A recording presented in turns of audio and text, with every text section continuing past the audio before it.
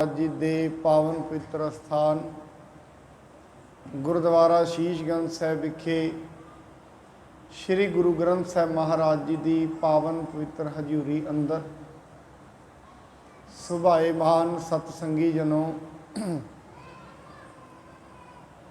सतगुरु जी महाराज कहते ने जदों तई मनुख के मन विच परमात्मा का डर नहीं पैंदा, उहदा भै नहीं पैंदा, उदों तई मनुख के अंदरों विकारां दी मैल नहीं निकल सकती। दूजे रूप विच जे इनू कहा जाए, जो मनुखी मन दे विच भटकना है, मनुख दे मन विच डर ने, वो डर कदे तो कदे तई भी खत्म नहीं हो सकते। क्योंकि जिन्ने भी भै ते जिन्ने भी डर ने, वो डरां दा कारण सिर्फ अज्ञानता है। और अज्ञानता की है, इसनूं परमात्मा नहीं विख रहा। अज दी दुनिया दे विच मानसिक रोगियां दी गिणती ज़्यादा है। जिथे मानसिक रोगियां की गिणती वधदी जा रही है, नाल नाल शरीरिक रोगियां की गिणती बड़ी है। इसका इको एक कारण है, क्योंकि अज दे जगत दे विच मनुख सिर्फ पदार्थां नाल ते जुड़ चुकिया है, परमार्थ तो बड़ी दूर चला गया है। इसनूं पदार्थ का कम ते कम लगता है, पर परमेश्वर की विचार श्रवण करनी, उहदे ते विचार करनी, ये इसनूं व्यर्थ जापदा है। इवें कह जाइए बुद्धि पलट गई है। जो व्यर्थ सी वो सब कुछ हो गया, जो सब कुछ सी वो व्यर्थ समझ लिया। ताई करके जिथे भी कीर्तन दरबार कथा दरबार हुंदे ने, उत्थे आउण वाले जिग्यासुओं की गिणती बड़ी घट है। या इवें कह दिए श्रवण करन वालियां दी भी गिणती बहुत घट है। इसका कारण की है? क्योंकि मनुख दे मन अंदर परमेश्वर की प्यास ही नहीं है। ये जानना ही नहीं चाहता इसकी जिंदगी का मुख प्रयोजन की है। जो कुछ भी दुनिया ते चल रहा है, इनू चलाउण वाला कौन है?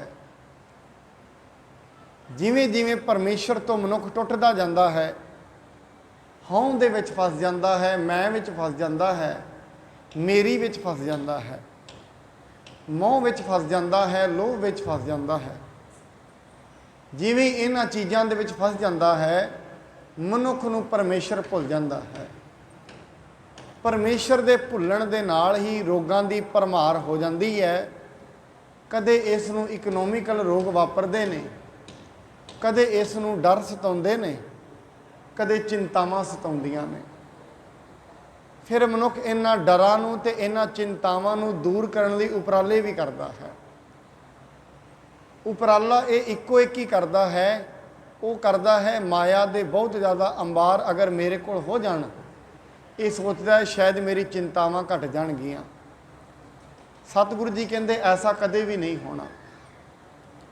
अपनी जिंदगी नूं पिछे वाच के वेख्या जाए, आज तो 15 साल वाच के वेख्या जाए पिछे, जदों मनुख कोल इन्ने पदार्थ नहीं सी, इन्नियां सुविधावां नहीं सी, वो परमात्मा दे अगे अक्सर ये बेनतियां करदा सी, परमात्मा ये कुछ सुविधावां ने, अगर ये मैनूं मिल जाण, इन्हां दे मिलण दे नाल ही मैं सुखी हो जावांगा, आनंदमई हो जावांगा। अज अपने घर दे विच नोट करके तुसीं वेखोगे, वो सुविधावां मिल गईयां ने, पर जिथे मानसिक दशा 15 साल पहलां खड़ी सी, अज भी उत्थे खलोती है। पहलां भी जिंदगी विच परेशानी सी, और ये पता भी नहीं किहड़ी चीज़ की परेशानी है, लगातार चल रही है। और ये परेशानी विच ही मनुख आउंदा है, परेशानी विच ही जिउंदा है, और परेशानी विच ही चला जाता है। परेशानियां मुकदियां नहीं। बाणी कहती सुख नाही बहुतै धन खाटी। सुख नाही पेखै नृत नाटे, सुख नाही बो देश कमाए, सर्ब सुखा हर हर गुण गाए। गुण गावत तेरी उतरस मैल, बिन सजाए हो मैं बिख फैल। होहे अचिंत बसै सुख नाल, सास गिरास हर नाम समाल। मनुख उस परमात्मा नूं चेते कर, किहड़े परमात्मा नूं जिस ने इस सृष्टि नूं साजिया है, जिस दे हुक्म विच हवा चलदी है, सूरज चलदा है, जिस दे हुक्म दे विच चंद्रमा चलदा है, तारे चलदे हन। दुनिया के उत्ते 84 लाख जूनियां ने। हो सकता है एक मनुखा जूनी है जिहदे कोल थोड़ा जा ज्ञान है, चलन फिरन की समझ है, नहीं 83,999 जूनियां नूं कमाउण दा नहीं पता, जोड़न दा भी नहीं पता, पर फिर भी वो पलदियां ने। एक कला मनुख ही है जिसनूं यह हंकार हो गया है, शायद मेरे बिना पृथ्वी खत्म हो जाएगी, चलेगी नहीं। पर किते झाती मार के वेखिए 83,999 जूनियां वो भी पलदियां ने, वो खांदियां भी ने, पींदियां भी ने, रहिंदियां भी ने, पर उन्हां विच चिंतावां भी नहीं हैं। मनुख नूं ये चीज़ां दा ज्ञान उस दिन पता लगेगा जिस दिन इस दे अंदरों अपनी हौमे दी मैल निकल जाएगी। अपने जाति का अभिमान ये मन नूं पता लग जाएगा, मैं शरीर नहीं हाँ। फिर इस दी जाति का अभिमान, इस दे वर्ण का अभिमान, इस दे रिश्तेदारी का अभिमान, शरीरिक बल का अभिमान सारा ही टुट जाएगा। कदों टुटेगा? जिस दिन इस नूं परमेश्वर याद आउंदा है। जदों तई परमेश्वर याद नहीं आएगा, मुश्किलां बणियां रहणगियां, दलिद्र बने रहणगे, दुख बने रहणगे, बीमारियां बणियां रहणगियां। परमेश्वर की याद आउंदियां ही ये सारा कुछ खत्म हो जाता है। बाणी कहती है दुख रोग संताप उतरे, सुनी सच्ची बाणी। किते सच्ची आवाज़ मनुख के मन में पै जाए, सच्ची आवाज़ किते टिक जाए। इस करके कदी नोट करना, जदों कथा ते कीर्तन चलदा है, मनुख नूं बड़े मन नूं बड़ा रोकना पैंदा है। जदों निंदा ते चुगली चलदी है, मनुख दे मन दे विच उमा पैदा हुंदा है, चाह पैदा हुंदा है, और ये लगातार कई कई घंटे किसी की निंदा ते उस्तत विच बैठ सकता है, पर परमात्मा की उस्तत विच 5 मिनट भी अखां बंद करके बैठना बहुत औखा लगता है। कारण की है? इस नूं परमात्मा नज़र ही नहीं आ रहा। जिस दिन परमात्मा नज़र आ जाएगा, दुखों के कलेशां का नाश हो जाता है। आओ जिवें हुण अगे कथा चलती है, असीं ये श्रवण कीता सी, श्री अमृतसर साहिब की कार सेवा आरंभ हुंदी है। गुरु अर्जन साहिब जी आरंभ कराउंदे हन, देशां विदेशां तो संगत आके सेवा करती है। जिवें अगे कथा चलती है श्रवण करिए नाल। अज खालसे का प्रगट दिवस विसाखी भी है, उस दे उत्ते भी आपां नाल नाल विचारां सांझियां करांगे। सतगुरु जी महाराज किरपा करन। आओ आरंभ करन तो पहला सतगुरु जी वल्लों बख्शे पावन गुरु मंत्र नाल सांझ पाइए। सतनाम श्री वाहेगुरु साहिब जी, सतनाम श्री वाहेगुरु साहिब जी। अधिक खुशी गुर है सुन बात, सिखे भय सब हरकत बात। जेड़े सिख सन, जिन्होंने भी हुक्मनामे मिले और ये पता लग्या सतगुरु जी महाराज ने सानू बुलाया है, उन्हां दे हिरदियां दे विच बड़ी खुशी हुंदी है। बस्तर दरब ले ले उपहारो, आए जित कित ते सो हजारों। हजारां ही मनुख हत्थां दे विच दरब लै के, कपड़े लैके, होर भी जिहड़ा जरूरत का समान सी वो लैके श्री अमृतसर साहिब आ रहे हैं। होए करे हालव सबको देत,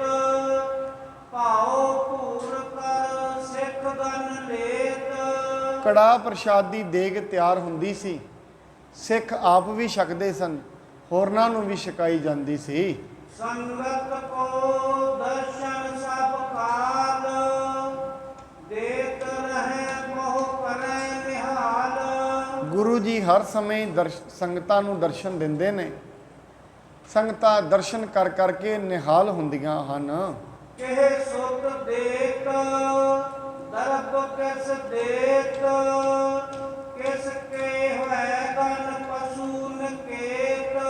ਸਤਿਗੁਰੂ ਜੀ ਮਹਾਰਾਜ ਜਦੋਂ ਪ੍ਰਸੰਨ ਹੁੰਦੇ ਨੇ, ਪ੍ਰਸੰਨਤਾ ਦੇ ਵਿੱਚ ਆ ਕੇ ਜਦੋਂ ਵਚਨ ਕਰਦੇ ਨੇ, ਕਿਸੇ ਨੂੰ ਦਰਬ ਦਿੰਦੇ ਹਨ, ਕਿਸੇ ਨੂੰ ਪੈਸੇ ਦੀ ਦਾਤ ਬਖਸ਼ਦੇ ਹਨ, ਕਿਸੇ ਦੇ ਘਰ ਪਸ਼ੂ ਨਹੀਂ ਪਸ਼ੂਆਂ ਦੀ ਦਾਤ ਬਖਸ਼ਦੇ ਨੇ।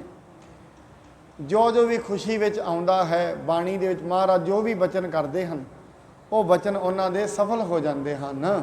ਕਿਹ ਕੋ ਦੁਖ ਕਾਟੈ ਤਨ ਰੋਗ, ਦੇ ਕਿਸ ਕੋ ਸਭ ਜਗ ਕੇ ਭੋਗ। ਕਿਸੇ ਦੇ ਤਨ ਦੇ ਰੋਗਾਂ ਨੂੰ ਕੱਟ ਦਿੰਦੇ ਨੇ, ਕਿਸੇ ਨੂੰ ਜਗਤ ਦੇ ਭੋਗ ਦੁਨਿਆਵੀ ਪਦਾਰਥਾਂ ਦੀ ਦਾਤ ਜੋ ਕੋਈ ਵੀ ਮੰਗਦਾ ਹੈ, ਸਤਿਗੁਰੂ ਜੀ ਮਹਾਰਾਜ ਦੇ ਦਿੰਦੇ ਹਨ। ਕਹੇ ਵਿਰਾਗ ਨਾਮ ਕਿਸ ਦੇਈ, ਕਿਸ ਕੇ ਔਰ ਬੇਕਾਰ ਹਰ ਨਹੀਂ। ਸਤਿਗੁਰੂ ਜੀ ਮਹਾਰਾਜ ਕੋਲ ਜੋ ਵੀ ਲੋਕ ਮੰਗਣ ਆਉਂਦੇ ਨੇ, ਗੁਰੂ ਇੱਕ ਹੁੰਦਾ ਹੈ ਪਰ ਸਾਰਿਆਂ ਦੀ ਮੰਗ ਇੱਕ ਨਹੀਂ ਹੁੰਦੀ। ਮਨੁੱਖਾਂ ਦੀ ਸ਼ਕਲਾਂ, ਮਨੁੱਖਾਂ ਦੇ ਸਰੀਰ ਇੱਕ ਵਰਗੇ ਹੋ ਸਕਦੇ ਨੇ, ਪਰ ਇੱਛਾਵਾਂ ਇੱਕ ਵਰਗੀਆਂ ਨਹੀਂ ਹੁੰਦੀਆਂ, ਵਿਚਾਰ ਇੱਕ ਵਰਗੇ ਨਹੀਂ ਹੁੰਦੇ। ਕੋਈ ਕੋਈ ਵਿਰਲੇ ਮਨੁੱਖ ਹੁੰਦੇ ਨੇ ਜਿਨ੍ਹਾਂ ਦੇ ਆਪਸ ਦੇ ਵਿੱਚ ਵਿਚਾਰ ਮਿਲ ਜਾਂਦੇ ਨੇ। ਕਦੇ ਆਪ ਜੀ ਇਸ ਚੀਜ਼ ਨੂੰ ਨੋਟ ਕਰੋਗੇ, ਜੇ 10 ਸਿਆਣੇ ਮਨੁੱਖ ਇੱਕ ਕਮਰੇ ਵਿੱਚ ਬੈਠੇ ਨੇ, ਉਹ 10 ਨਹੀਂ ਬੈਠੇ, ਉਹ ਇੱਕ ਹੀ ਬੈਠਾ ਹੈ। ਕਿਉਂ? ਜਿੰਨਾ ਮਨੁੱਖ ਆਪਣੇ ਅੰਦਰ ਚਲਾ ਜਾਏਗਾ, ਉਨਾ ਹੀ ਉਹ ਬਾਹਰ ਘੱਟ ਬੋਲਦਾ ਹੈ। ਜਿੰਨਾ ਮਨੁੱਖ ਆਪਣੇ ਅੰਤਰੀਵ ਚਲਾ ਜਾਂਦਾ ਹੈ, ਆਪਣੇ ਅੰਦਰ ਦੀ ਖੋਜ ਕਰਦਾ ਹੈ, ਉਸ ਦੀ ਬਾਅਦ ਦੀ ਬੋਲ ਬਾਣੀ ਬੜੀ ਘੱਟ ਹੋ ਜਾਂਦੀ ਹੈ। ਅਕਸਰ ਆਪ ਜੀ ਇਹ ਨੋਟ ਕਰਨਾ, ਮਨੁੱਖ ਬੜੀਆਂ ਗੱਲਾਂ ਸਾਰਾ ਦਿਨ 'ਚ ਵਿਅਰਥ ਹੀ ਬੋਲਦਾ ਹੈ। ਕਿਸੇ ਵੀ ਚੀਜ਼ ਨੂੰ ਵੇਖੇਗਾ, ਵੇਖਣ ਤੋਂ ਬਾਅਦ ਉਸ ਦਾ ਵਿਚਾਰ ਲਿਆਏਗਾ, ਨਾਲ ਦੀ ਨਾਲ ਬੋਲ ਦੇਵੇਗਾ। ਬੜੀਆਂ ਗੱਲਾਂ ਇਹ ਵਿਅਰਥ ਹੀ ਬੋਲਦਾ ਹੈ, ਜੋ ਇਹਦੇ ਕੰਮ ਦੀਆਂ ਵੀ ਨਹੀਂ, ਜੋ ਇਸ ਦੇ ਕੰਮ ਵੀ ਨਹੀਂ ਆਉਣੀਆਂ, ਉਹ ਬੋਲੀ ਜਾਂਦਾ ਹੈ। ਜਿਵੇਂ ਮੈਂ ਅੱਜ ਵੀ ਕਹਿ ਰਿਹਾ ਸੀ, ਆਪ ਜੀ ਘਰੋਂ ਆਉਂਦੇ ਹੋ ਚੱਲ ਕੇ, ਗਲੀ ਦੇ ਵਿੱਚ ਕੂੜਾ ਪਿਆ ਹੋਏ, ਗਲੀ ਕਿਸੇ ਦੀ ਹੈ, ਸਾਫ਼ ਕਰਨ ਵਾਲਾ ਕੋਈ ਹੈ, ਇਹ ਆਪਣੇ ਮਨ ਵਿੱਚ ਵੈਸੇ ਹੀ ਕਹੀ ਜਾਏਗਾ, ਪਤਾ ਨਹੀਂ ਕਿਉਂ ਕੂੜਾ ਪਾਇਆ ਹੈ, ਸਾਰੇ ਹੀ ਗੰਦੇ ਨੇ ਇੱਥੇ। ਇਸ ਦਾ ਉਹਦੇ ਨਾਲ ਕੋਈ ਪ੍ਰਯੋਜਨ ਨਹੀਂ, ਕੋਈ ਕੰਮ ਨਹੀਂ, ਪਰ ਜਿਵੇਂ ਹੀ ਵੇਖੇਗਾ ਬਿਨਾਂ ਗੱਲ ਤੋਂ ਵਿਚਾਰ ਆਈ ਜਾਣ। ਵਿਚਾਰਾਂ ਦਾ ਹੜ ਚੱਲਿਆ ਰਹਿੰਦਾ ਹੈ ਸਾਰਾ ਦਿਨ। ਕਦੇ ਕੋਈ ਪੜੋਸੀ ਹੈ, ਕਿਤੇ ਚਲਾ ਜਾਏ ਬਾਹਰ ਗਿਆ, ਉਹ ਆਪਣੇ ਕੰਮ ਹੈ, ਕੰਮ ਉਹਦਾ ਹੈ, ਇਹ ਬਿਨਾਂ ਗੱਲ ਤੋਂ ਹੀ ਉਹਨੂੰ ਪੁੱਛੀ ਜਾਂਦਾ ਹੈ। ਉਹਨੂੰ ਪੁੱਛ ਵੀ ਨਹੀਂ ਰਿਹਾ, ਕਿਸੇ ਹੋਰ ਤੋਂ ਹੀ ਪੁੱਛੀ ਜਾਂਦਾ, ਕਿਹੜੇ ਕੰਮ ਗਏ ਨੇ। ਇਹਨੂੰ ਕੋਈ ਪੁੱਛਣ ਵਾਲਾ ਹੋਏ, ਤੂੰ ਕੰਮ ਤੋਂ ਕੀ ਲੈਣਾ ਹੈ? ਕੰਮ ਕਿਸੇ ਦਾ ਹੈ, ਗੱਲ ਕਿਸੇ ਦੀ ਹੈ, ਪੁੱਛਣ ਕੋਈ ਦਿਆ। ਵਿਅਰਥ ਦੇ ਵਿਚਾਰ, ਅੱਧੀਆਂ ਚਿੰਤਾਵਾਂ ਤੇ ਮਨੁੱਖ ਨੂੰ ਵਿਅਰਥ ਦੀਆਂ ਹੀ ਲੱਗੀਆਂ ਨੇ। ਕੰਮ ਕਿਸੇ ਦਾ ਰੁਕਿਆ ਪਿਆ ਹੈ, ਚਿੰਤਾ ਕੋਈ ਕਰ ਰਿਹਾ ਹੈ। ਕੰਮ ਕਿਸੇ ਦਾ ਸਫਲ ਹੋ ਰਿਹਾ, ਈਰਸ਼ਾ ਕੋਈ ਕਰੀ ਜਾਂਦਾ ਹੈ। ਇਸ ਕਰਕੇ ਮਨੁੱਖ ਵਿਅਰਥ ਦੀ ਇੱਛਾ ਕਰੀ ਜਾਂਦਾ ਹੈ, ਵਿਅਰਥ ਦੀ ਈਰਖਾ, ਵਿਅਰਥ ਦੇ ਵਿਚਾਰ। ਕਿਉਂ? ਕਿਉਂਕਿ ਹਜੇ ਇਹਦੇ ਅੰਦਰ ਦੀ ਗੱਲਬਾਤ ਸ਼ੁਰੂ ਹੀ ਨਹੀਂ ਹੋਈ। ਇਹ ਉਹਨਾਂ ਦੀ ਨਿਸ਼ਾਨੀ ਹੈ, ਸਿੱਧਾ ਹੀ ਇਹ ਲੱਛਣ ਹੈ ਉਹਨਾਂ ਮਨੁੱਖਾਂ ਦਾ ਜਿਹੜੇ ਮਨੁੱਖ ਬਾਹਰੀ ਤਲ ਤੇ ਜੀ ਰਹੇ ਨੇ। ਉਹ ਵਿਅਰਥ ਦੀਆਂ ਗੱਲਾਂ ਕਰਦੇ ਨੇ, ਵਿਅਰਥ ਦੇ ਵਿਚਾਰ। ਮਹਾਰਾਜ ਤੇ ਬਾਣੀ ਦੇ ਵਿੱਚ ਕਹਿੰਦੇ ਨੇ, ਖੰਨਿਓ ਤਿੱਖੀ ਵਾਲ ਹੋ ਨਿੱਕੀ ਇਹ ਤਮਾਰਗ ਜਾਣ। ਨਾਲ ਦੀ ਨਾਲ ਉਹ ਇਹ ਵੀ ਕਹਿੰਦੇ ਨੇ, ਬਹੁਤ ਨਾ ਹੀ ਬੋਲਣਾ। ਵਿਅਰਥ ਦੀਆਂ ਗੱਲਾਂ ਉਹ ਨਹੀਂ ਕਰਦੇ। ਇਹ ਪਛਾਣ ਹੈ ਜਿਹੜੇ ਮਨੁੱਖ ਪਰਮੇਸ਼ਰ ਦੇ ਮਾਰਗ ਤੇ ਤੁਰ ਪਏ ਨੇ, ਜਿਨ੍ਹਾਂ ਦੀ ਸੁਰਤ ਤੁਰ ਪਈ ਹੈ ਔਰ ਉਹ ਸ਼ਬਦ ਦੇ ਨਾਲ ਮਿਲੇਗੀ। ਇਹ ਉਹਨਾਂ ਮਨੁੱਖਾਂ ਦੀ ਪਹਿਚਾਣ ਹੈ। ਜਿਹੜੇ ਮਨੁੱਖ ਆਪਣੇ ਅੰਦਰ ਵਿਚਾਰ ਕਰਦੇ ਨੇ ਉਹਨਾਂ 10 ਮਨੁੱਖਾਂ ਨੂੰ ਜਿਹੜੇ ਅੰਦਰ ਦੀ ਗੱਲ ਜਾਣਦੇ ਨੇ ਇਕੱਠੇ ਬਹਾ ਦਿਓ, ਉਸ ਕਮਰੇ ਵਿੱਚੋਂ ਕੋਈ ਆਵਾਜ਼ ਨਹੀਂ ਆਏਗੀ। ਕਿਉਂ? 10 ਦੇ ਵਿਚਾਰ ਇੱਕ ਹੋ ਜਾਂਦੇ ਨੇ। ਔਰ ਦੁਨੀਆ ਦੇ ਵਿੱਚ ਉਹ ਮਨੁੱਖ ਜਿਹੜੇ ਹਜੇ ਤਾਈਂ ਅੰਦਰ ਦੀ ਗੱਲ ਜਾਣਦੇ ਹੀ ਨਹੀਂ, ਤੁਸੀਂ 10 ਨੂੰ ਕਮਰੇ ਵਿੱਚ ਬਿਠਾ ਦਿਓ, ਐਵੇਂ ਲੱਗੇਗਾ ਜਿਵੇਂ 100 ਮਨੁੱਖ ਅੰਦਰ ਬੈਠੇ ਨੇ। ਕਿਉਂ? ਬਹੁਤ ਰੌਲਾ, ਬਹੁਤ ਕਾਮਾ ਰੋਲੀ ਉਹਨਾਂ ਦੀ ਪਈ ਰਹਿੰਦੀ ਹੈ। ਜਿਨ੍ਹਾਂ ਦੀ ਅੰਦਰ ਦੀ ਵਿਚਾਰ ਗੱਲ ਆਰੰਭ ਹੋ ਗਈ ਹੈ, ਆਪਣੇ ਆਪ ਨੂੰ ਵਿਚਾਰਨਾ ਆਰੰਭ ਕਰ ਦਿੱਤਾ ਹੈ, ਉਹ ਬਾਹਰ ਬਹੁਤਾ ਨਹੀਂ ਬੋਲਦੇ। ਜਿਹੜੇ ਬਾਹਰ ਬਹੁਤਾ ਬੋਲਦੇ ਨੇ ਉਹ ਆਪਣੇ ਅੰਦਰ ਦੀ ਗੱਲ ਹਜੇ ਜਾਣਦੇ ਨਹੀਂ, ਅੰਦਰ ਨੂੰ ਜਾਣਦੇ ਹੀ ਨਹੀਂ। ਬਾਹਰ ਦੀ ਤਲ ਤੇ ਵਿਸ਼ੇ ਵੇਖਦੇ ਨੇ, ਬਾਹਰ ਦੇ ਤਲ ਤੇ ਆਬਜੈਕਟ ਵੇਖਦੇ ਨੇ, ਉਹਨਾਂ ਦੀ ਵਿਚਾਰ ਕਰੀ ਜਾਣਗੇ। ਇੱਕ ਵਿਚਾਰ ਤੇ ਅੱਜ ਕੱਲ੍ਹ ਜ਼ਿਆਦਾ ਹੀ ਹੈ, ਹਰੇਕ ਮਨੁੱਖ ਰਾਜਨੀਤਿਕ ਵਿਚਾਰ ਜ਼ਰੂਰ ਕਰਦਾ ਹੈ। ਇਲੈਕਸ਼ਨ ਕਿਤੇ ਹੋ ਰਹੇ ਹੁੰਦੇ ਨੇ, ਮੈਂ ਕਈ ਵਾਰੀ ਸੋਚਦਾ ਹਾਂ ਅੱਜ ਪੱਛਮੀ ਬੰਗਾਲ 'ਚ ਇਲੈਕਸ਼ਨ ਹੋ ਰਹੇ ਨੇ, ਕੌਣ ਜਿੱਤੇਗਾ ਕੌਣ ਹਾਰੇਗਾ, ਆਉਣ ਵਾਲੇ 2024 'ਚ ਕੀ ਹੋਏਗਾ, ਬਿਨਾਂ ਗੱਲ ਦੀਆਂ ਕਲਪਨਾਵਾਂ, ਬਿਨਾਂ ਗੱਲ ਦਾ ਪ੍ਰਵਾਹ ਆਪਣਾ ਸਮਾਂ ਬਰਬਾਦ ਕਰ ਰਿਹਾ ਮਨੁੱਖ। ਜਿੱਤਣਾ ਕਿਹਨੇ ਹੈ, ਗੱਲ ਕਿਹਨੇ ਕਰਨੀ ਹੈ, ਰਾਜ ਕਿਸੇ ਨੇ ਲੈਣਾ ਹੈ, ਵਿਚਾਰੇ ਕਰੀ ਜਾਂਦਾ ਹੈ। ਬਾਣੀ ਦੇ ਇਹ ਵਿਚਾਰ ਨਹੀਂ ਸੀ ਦੱਸਿਆ। ਸਤਿਗੁਰੂ ਨੇ ਕਿਹਾ ਸੀ ਜੇ ਤੂੰ ਵਿਚਾਰ ਕਰਨੀ ਹੈ ਫਿਰ ਸੱਚ ਦੀ ਵਿਚਾਰ ਕਰ। ਅੰਮ੍ਰਿਤ ਵੇਲਾ ਸੱਚ ਨਾਉ ਵਡਿਆਈ ਵਿਚਾਰ, ਉਹਦੇ ਨਾਲ ਤੇ ਤੈਨੂੰ ਕੁਝ ਮਿਲੇਗਾ ਵੀ। ਇਹਨਾਂ ਵਿਚਾਰਾਂ ਨਾਲ ਕੁਝ ਮਿਲੇਗਾ ਨਹੀਂ, ਉਲਟਾ ਸਿਰ ਦੇ ਉੱਤੇ ਭਾਰ ਵੱਜ ਜਾਏਗਾ। ਮਿਲਣਾ ਕੀ ਹੈ? ਇਸ ਕਰਕੇ ਦੁਨੀਆ ਦੇ ਵਿੱਚ ਬਹੁਤੇ ਲੋਕ ਅੱਜ ਚਿੰਤਾਤੁਰ ਨੇ, ਕੋਈ ਆਪਣਿਆਂ ਦੁੱਖਾਂ ਕਰਕੇ ਨਹੀਂ, ਹੋਰ ਬੜੇ ਦੁੱਖ ਕਿਸੇ ਕਿਸੇ ਦੇ ਇਕੱਠੇ ਕੀਤੇ ਹੋਏ ਨੇ ਦਿਮਾਗ 'ਚ। ਆਪਣੇ ਦੁੱਖ ਮਨੁੱਖ ਨੂੰ ਬੜੇ ਘੱਟ ਨੇ, ਦੂਜੇ ਦੇ ਦੁੱਖ ਹੀ ਇਹ ਚੁੱਕੀ ਫਿਰਦਾ ਦਿਮਾਗ ਦੇ ਵਿੱਚ, ਆਪਣੇ ਬਹੁਤ ਘੱਟ ਨੇ। ਬਾਣੀ ਕਹਿੰਦੀ ਜੇ ਸੱਚ ਦੀ ਵਿਚਾਰ ਸੁਣੇ ਜਾਂ ਸੱਚ ਦੀ ਵਿਚਾਰ ਕਰੇ, ਹੋ ਸਕਦਾ ਉਹ ਵਿਚਾਰ ਦੇ ਨਾਲ ਤੇ ਤੈਨੂੰ ਪਰਮਾਤਮਾ ਮਿਲ ਜਾਏਗਾ। ਆ ਜਿਹੜੀ ਵਿਚਾਰ ਕਰੀ ਜਾਂਦਾ, ਮੈਂ ਕਈ ਵਾਰ ਸੋਚਦਾ 2024 ਤੇ ਇਹ ਗੌਰਮੈਂਟ ਆਉਣੀ ਨਹੀਂ। ਇਹਨੂੰ ਪੁੱਛਿਆ ਜਾਏ ਤੂੰ ਰਾਜਨੀਤਿਕ ਵਿਸ਼ੇਸ਼ੱਗ ਹੈ? ਨਹੀਂ। ਕਦੇ ਸਕੂਲ ਦਾ ਮੂੰਹ ਨਹੀਂ ਵੇਖਿਆ, ਕੋਈ 2 ਕਿਤਾਬਾਂ ਪੜ੍ਹੀਆਂ ਨਹੀਂ। ਪਹਿਲੀਆਂ ਗੱਲ ਤੋਂ ਭਵਿੱਖਬਾਣੀਆਂ। ਪੁੱਛਿਆ ਜਾਏ ਤੂੰ ਜੋਤਿਸ਼ ਹੈ? ਨਹੀਂ। ਤੈਨੂੰ ਕੁੰਡਲੀ ਦਾ ਗਿਆਨ ਹੈ? ਨਹੀਂ। ਜੋਤਿਸ਼ ਹੋਏਗਾ ਫਿਰ ਜਿਹੜਾ ਕਹਿ ਰਿਹਾ 2024 'ਚ ਇਵੇਂ ਹੋਣਾ।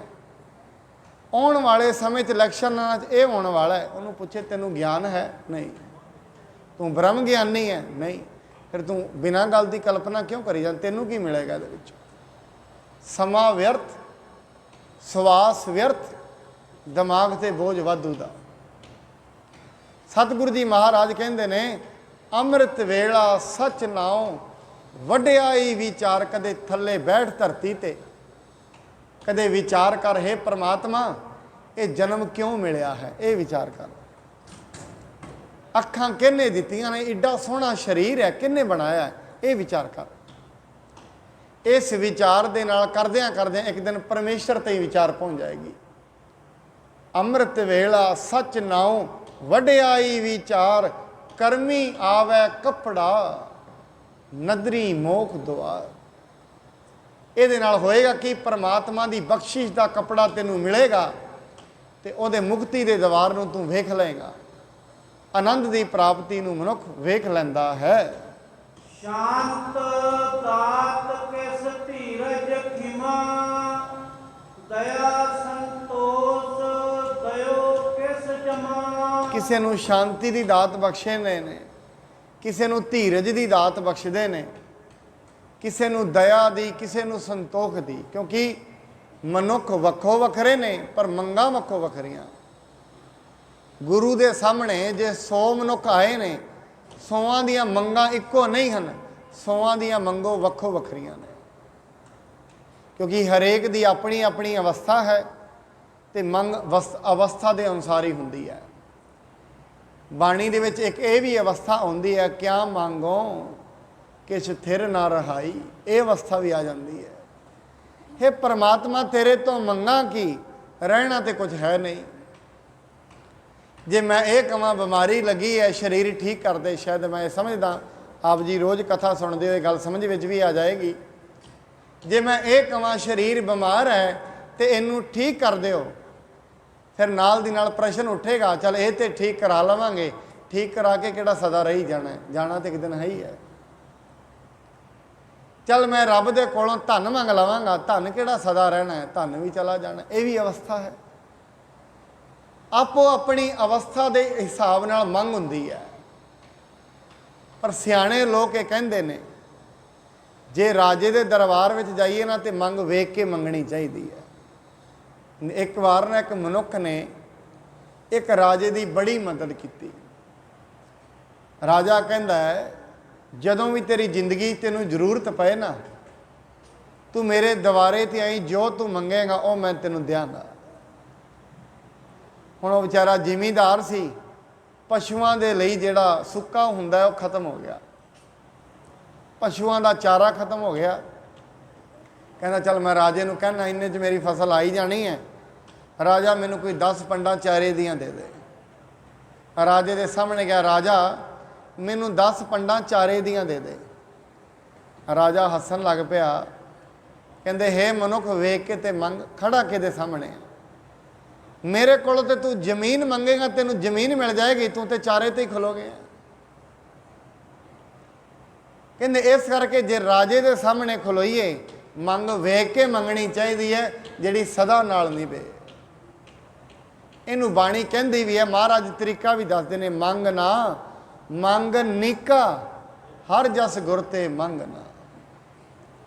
जे मंगना ही है गुरु तो, फिर गुरु नूं इवें कहो, सच्चे पातशाह है परमात्मा, जे रब तो मंगना ही है, मैनू अपने जस दी दात बख्श,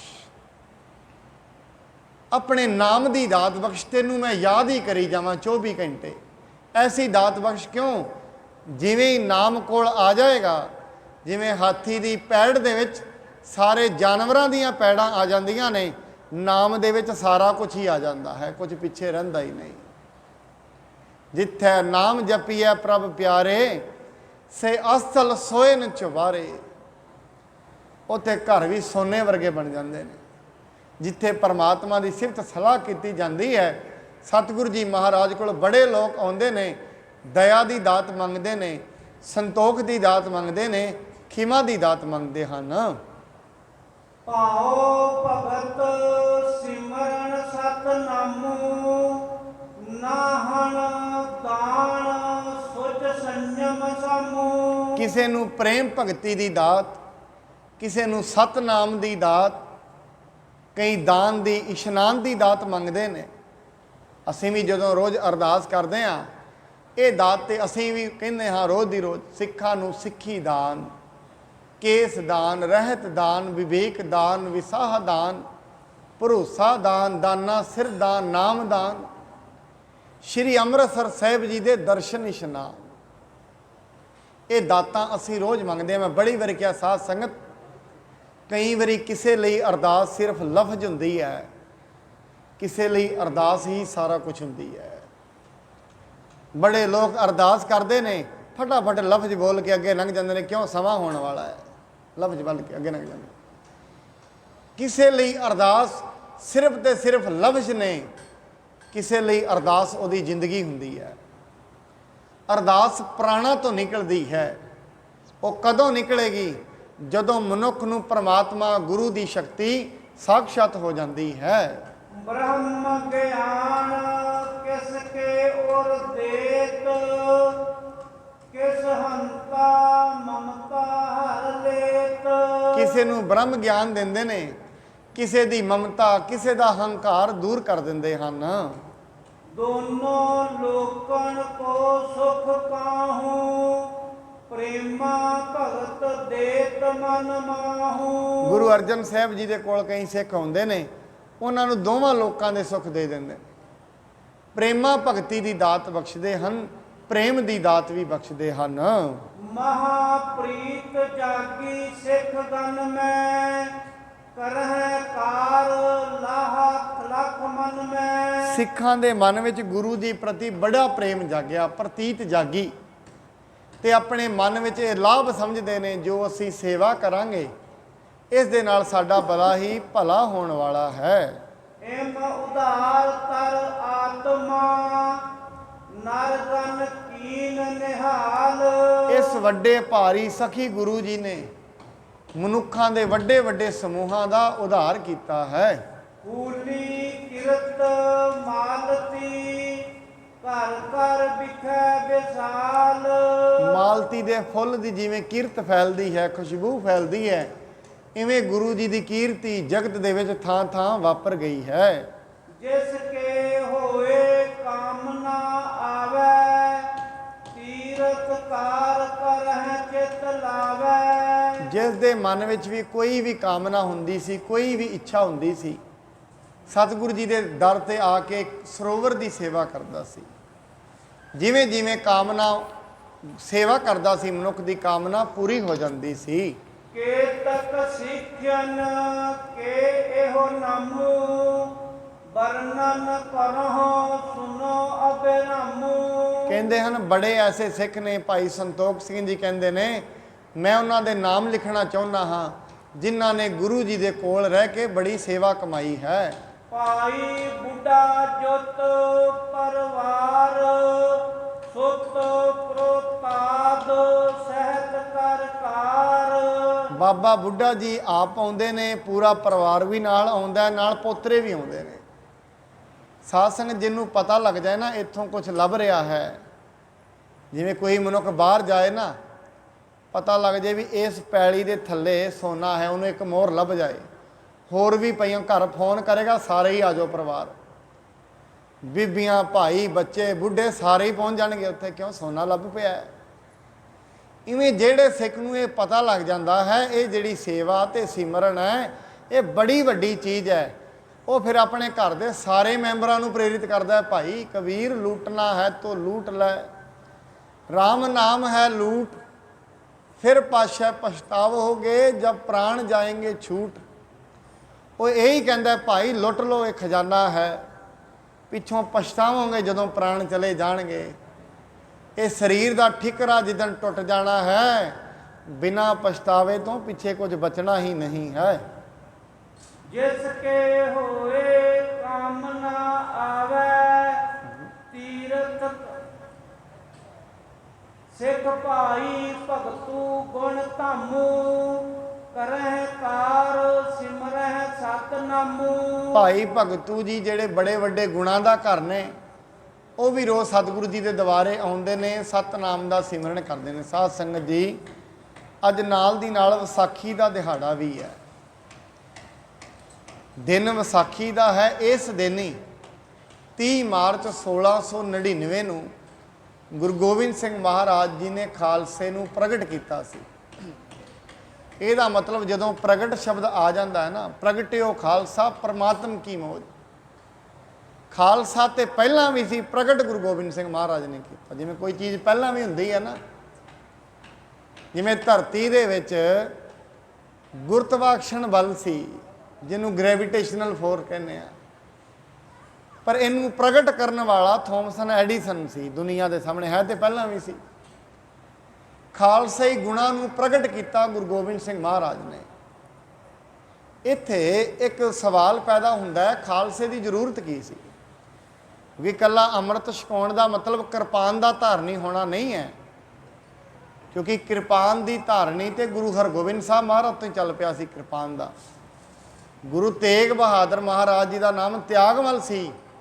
ਤੇਗ ਬਹਾਦਰ ਤਾਂ ਹੀ ਰੱਖਿਆ ਗਿਆ ਕਿਉਂਕਿ ਉਹਨਾਂ ਕਰਤਾਰਪੁਰ ਦੀ ਜੰਗ 'ਚ ਤੇਗ ਚਲਾਈ, ਤਾਂ ਤੇਗ ਬਹਾਦਰ ਨਾਮ ਪਿਆ। ਗੁਰੂ ਗੋਬਿੰਦ ਸਿੰਘ ਮਹਾਰਾਜ ਜੀ ਨੇ ਅੰਮ੍ਰਿਤ ਛਕਾਉਣ ਤੋਂ ਪਹਿਲਾਂ 1686 ਦੇ ਵਿੱਚ ਭਗਾਣੀ ਦਾ ਯੁੱਧ ਹੁੰਦਾ ਹੈ, ਪਹਿਲਾ ਯੁੱਧ ਹੁੰਦਾ ਹੈ ਗੁਰੂ ਗੋਬਿੰਦ ਸਿੰਘ ਮਹਾਰਾਜ ਦਾ, ਪਾਉਂਟਾ ਸਾਹਿਬ ਤੋਂ ਅੱਗੇ ਭਗਾਣੀ ਸਾਹਿਬ, ਤੇ ਉੱਥੇ ਜੰਗ ਹੋਇਆ ਤੇ ਸਿੱਖਾਂ ਕੋਲ ਕਿਰਪਾਨਾਂ ਸੀ ਤਾਂ ਹੀ ਤੇ ਜੰਗ ਹੋਇਆ, ਹੱਥਾਂ ਨਾਲ ਤੇ ਜੰਗ ਨਹੀਂ ਹੋਇਆ। ਇਹਦਾ ਮਤਲਬ ਕਿਰਪਾਨਾਂ ਤੇ ਪਹਿਲਾਂ ਵੀ ਸੀ, ਕੋਈ ਕਿਰਪਾਨ ਨੂੰ ਦੇਣਾ ਹੀ ਅੰਮ੍ਰਿਤ ਛਕਾਉਣਾ ਨਹੀਂ ਹੈ। ਮੈਂ ਇਹ ਵੀ ਗੱਲ ਸਪਸ਼ਟ ਕਰ ਦਿਆਂ, ਗੁਰੂ ਗੋਬਿੰਦ ਸਿੰਘ ਮਹਾਰਾਜ ਇੱਕ ਮਰਿਆਦਾ ਦਾ ਬੰਨਣ ਬੰਨਣਾ ਚਾਹੁੰਦੇ ਨੇ।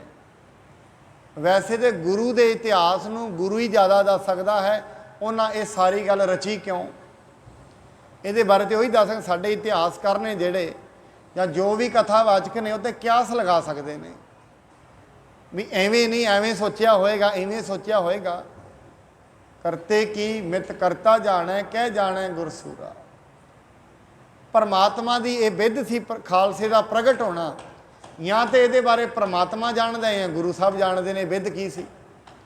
ਵੀ ਹਰੇਕ ਮਨੁੱਖ ਤੇ ਇਹਦੇ ਬਾਰੇ ਪੂਰੀ ਤਰ੍ਹਾਂ ਵਿਵਰਣ ਨਹੀਂ ਕਰ ਸਕਦਾ।